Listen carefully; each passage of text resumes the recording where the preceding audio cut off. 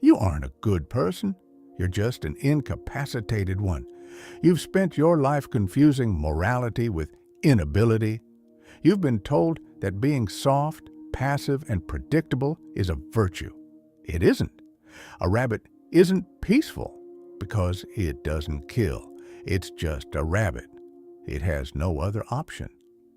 If you lack the capacity for aggression, you aren't a man of peace. You are just a prey animal waiting for a predator to notice you. True character doesn't exist in the absence of power. It exists in the absolute sovereignty over it. The ancient world didn't respect the nice guy. It respected the Ulfhednar, the wolfskins. These were the elite of the North, men who didn't suppress the beast within. They mastered it. They understood that to be a protector, a leader, or a man of impact, you must first possess the capacity for total destruction, and then have the iron discipline to keep that power on a leash. They were the most dangerous men on the battlefield because they didn't fight with Viking rage. They fought with controlled lethality. They were monsters by choice and disciplined by code. This is the Apex Protocol. It is the process of rewiring your nervous system to handle dark energy, your ambition, your aggression, and your competitive drive, and turning it into a high-precision tool for execution. It is about building a sword so sharp it can cut through any obstacle in your path, then having the internal master required to keep it sheathed until the exact moment it is needed. If you are ready to stop being harmless and start being dangerous but disciplined, you are in the right place. Before we initiate the protocol and break down the 3 laws of the controlled monster, make sure to subscribe to the Warrior's Protocol. We are documenting the codes for those who refuse to be domesticated. Join the protocol. Let's begin. Law 1. The integration of the shadow. He who has a sword and keeps it sheathed shall inherit the earth. Ancient warrior philosophy. Most of you have been trained to fear your own shadow. You've been told that your anger is a defect, that your competitive drive is toxic, and that your aggression is something to be medicated or shamed into submission. This is the first breach. By suppressing the monster inside you, you haven't become a better person. You've just become a hollow one. The Ulfhednar understood a psychological law that the modern world has buried. You cannot master what you refuse to acknowledge. They didn't try to cure their predatory instincts. They integrated them. They took the raw, chaotic energy of the wolf and wrapped it in the cold, calculating discipline of the human mind. They didn't fight against the beast. They fought as the beast, but with a human at the controls. When you suppress your shadow, it doesn't disappear. It leaks. It turns into passive aggression, resentment, and a nice guy persona that everyone can see through. You become a harmless rabbit who is secretly bitter at the world for not respecting him. The Apex Protocol demands a different path. Shadow integration. You must look directly at your capacity for destruction. You must acknowledge that you have the ability to be cruel, to be dominant, and to be dangerous. Only when you admit that the monster exists can you put a collar on it. This isn't about becoming a bully. It's about possessing a threat level that commands respect without saying a word. In a negotiation, in a crisis, or in a confrontation, the man who has integrated his shadow is the most powerful person in the room. Why? Because he isn't afraid of the conflict. He has already met his inner wolf, and he knows exactly how to use its teeth. The protocol for Law 1. Audit your aggression. Stop apologizing for your desire to win. That dark energy is the fuel for your execution. Use it. The sheathed sword. Build the capacity for violence, physical, intellectual, and social, so that your peace is a choice, not a necessity. Stop the leak. Replace passive-aggressive comments with direct, lethal honesty. You don't need to find yourself. You need to face yourself. The monster isn't the problem. Your fear of it is. Law 2. The discipline of lethality. You must train day and night. In order to master the sword, you must first master yourself. Miyamoto Musashi. Having a monster on a leash is useless if the monster is blind and clumsy. Most men who try to be dangerous fail because they have no precision. They have accidental power. They get angry and flail. They have ambition, but no system. And they have energy, but no focus. They are blunt instruments, more likely to cut themselves than their obstacles. The first breach of Law 2 is believing that intensity is a substitute for technical mastery. In the ancient world, the samurai didn't just swing a katana. They practiced the kata, the repetitive, grueling forms, thousands of times until the movement was no longer a conscious choice. It was a biological certainty. They took the raw, lethal instinct of the warrior and refined it into a high-precision system. They didn't fight with effort. They fought with economy of movement. In the modern world, your lethality is your ability to execute your mission with surgical accuracy.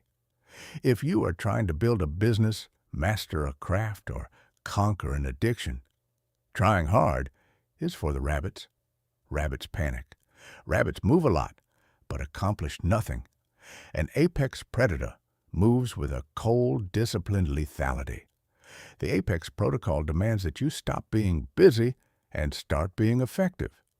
It requires you to take your raw aggression and funnel it through a rigorous system of discipline.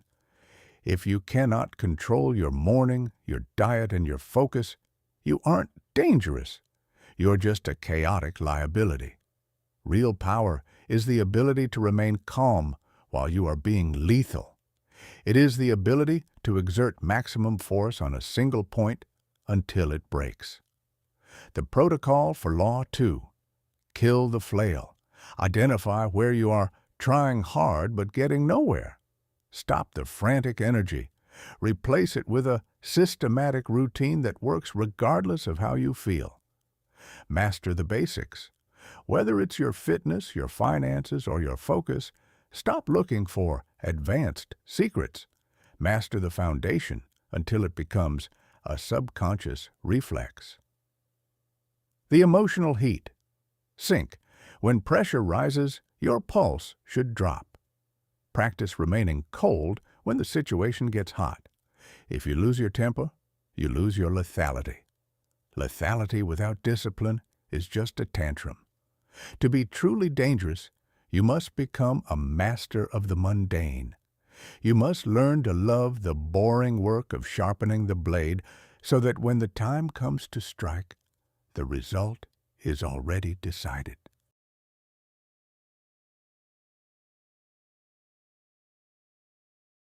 Law 3. The sovereignty of the hunt. Seek not to follow in the footsteps of the men of old. Seek what they sought. Matsuo Basho.